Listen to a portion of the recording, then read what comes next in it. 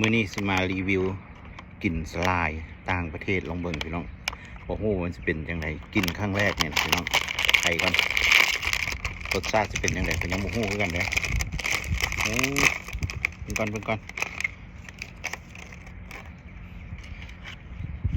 หน้าตาออกมาแบบนี้พี่น้องเดี๋ยวเขาก็จะกินเบิ่งว่ามันจะเป็นรสชาติแบบใดนะครั้งแรกเนี่ยได้กิน